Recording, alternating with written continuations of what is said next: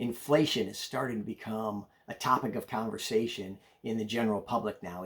It's start of the fourth quarter in 2021, and we're entering a time where it's starting to feel like inflation, and people are publicly talking about inflation in the 5 and maybe even 6-7% range, whereas for the last decade or so it's been pretty commonly known to be in the 1-2% range. So 1 and 2% doesn't feel like it impacts my life much. So yeah, inflation's a couple percent. I don't think that matters. Now, of course, over the course of 20 some years, that means things double if they just go up 2% every year. It's a math problem for you offline. But if they're going up 5, 6, 7%, well, that starts to feel substantial. So where I'm headed with this is on wages. Because especially as we head into the end of the year, where a lot of people get their annual raise set at the beginning of the year, people are starting to think about what should their raise be. And there's a common misconception that my raise needs to keep up with inflation or I'm going backwards. Now, that itself is true. The misconception is that it's your employer's job to give you that raise to keep up with inflation. See, for a lot of economic reasons, that's just not how it works. And it's not viable for every employer to pass on their costs to their customers in order to have the money to match the inflation increase for their people. It's just not possible, for reasons outside the control of either employees or employers. So I would suggest a healthier way to think about wages, whether you're an employer or an employee, is like this. What drives wages should be 3 things and increases in wages. And that is your role, your results, and the market. So let's talk about each of those. So your role / responsibilities is, what job do you have? There's an inherently higher price tag attached to programmers and developers and software engineers than there is to office administrators or receptionist types. Nothing against those people. It's just those jobs tend to pay very different amounts. And so depending on what your role is determines what wage you can command. So the question is, has there been a change in your role? Have you moved from receptionist to software engineer? Certainly a possible change if you've been taking night school or watching YouTube videos or taking some kind of online class. Night school. Who's even taking night school? Is that even still a thing? Okay. So you've improved yourself and you're no longer the receptionist and now you're programmer trainee. Well, that's an increase in role, and that probably comes with a pay increase. If your responsibilities have changed, if you've gone from, say, supervising 1 or 2 people to now your department's grown, you're supervising 10 people, that's an increase in responsibility, and that should drive an increase in pay. Maybe, though, it flipped around and you went from a group of 10 down to a group of 2. Well, your responsibilities are a lot less now, so maybe that pays less. The point is, what's the difference from where you were to where you are? In the time period, probably a year since you last had a compensation conversation, what's changed? That's the question. What's changed in your role / responsibilities? Have they increased? Have they decreased? That probably drives a part of your compensation. So that's all number 1. Number 2 is results. Have you substantially, measurably increased your results? Now, if you're in sales, that's a pretty easy question to answer. Last year you sold this year you sold that. The difference is 10%, 20%, 50%, whatever the increase is. Or maybe there's a decrease. Maybe last year you sold X and this year you sold only 85% of X. So your results actually went down. Well, that's easy to measure and you can tie compensation to that movement. But again, it's about the change from where you were to where you are, up or down, hopefully up. In other roles, it's tougher and it's harder to know if you're in software. Last year, I wrote this many lines of code, and this year I wrote that many lines of code. Well, it's not really an indicator of performance or results. Last year I solved this many problems, and this year I solved this many problems. Well, maybe you worked on much bigger problems. Who knows? So it can get tricky. I would propose that you look at results if it's measurable, but otherwise results should be continually good. Last year I did really good work, and this year I'm doing really good work. And I get it, that's very subjective. But unless you have something to measure that's meaningful and appropriate for the role, it doesn't really matter. Now, one approach, as a quick sidebar, that I would caution you against is what I used to see a lot in big corporate America, which was they get the departments get handed down a range for their raises. And let's just say the range is from 6% to 2%.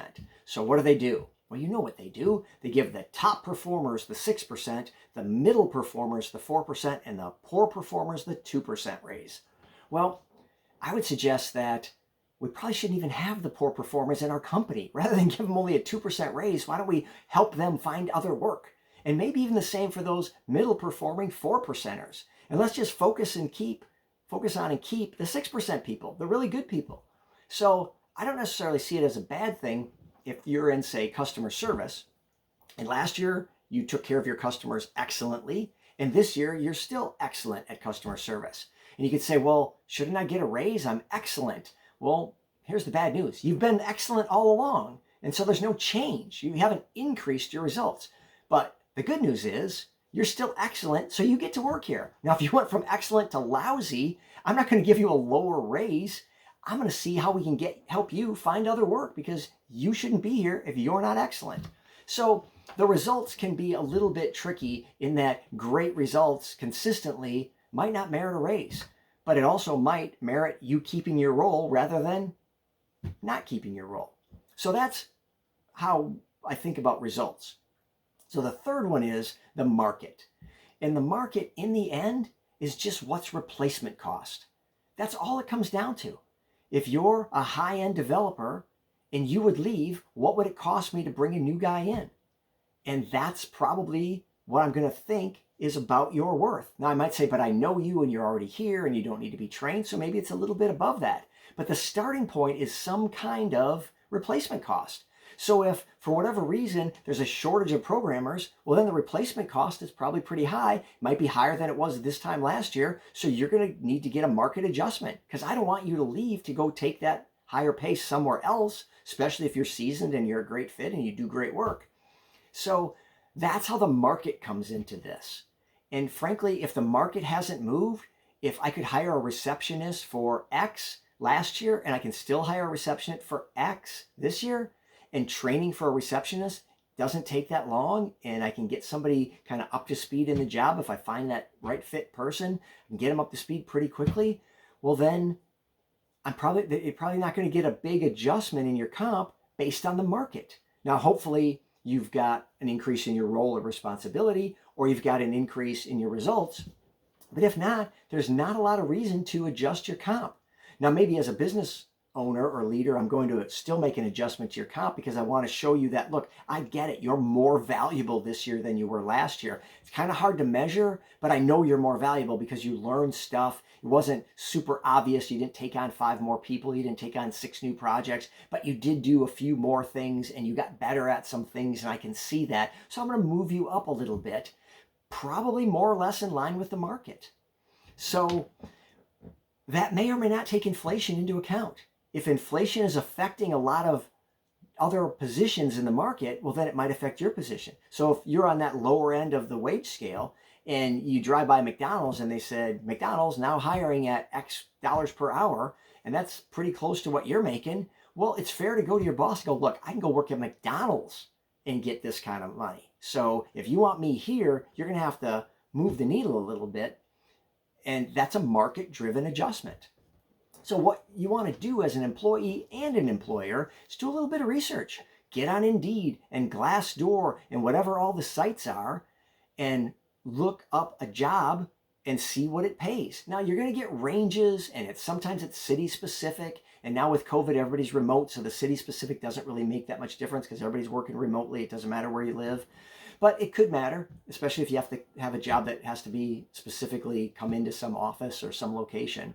But in general, those are guides, and you're going to find a range of things. The question is, are we close? You don't want to be way off on the high side or way off on the low side. Are we just kind of in the market for that? Because nobody's got your exact job on Glassdoor. They might have the same job title, but do they mean the same things you mean?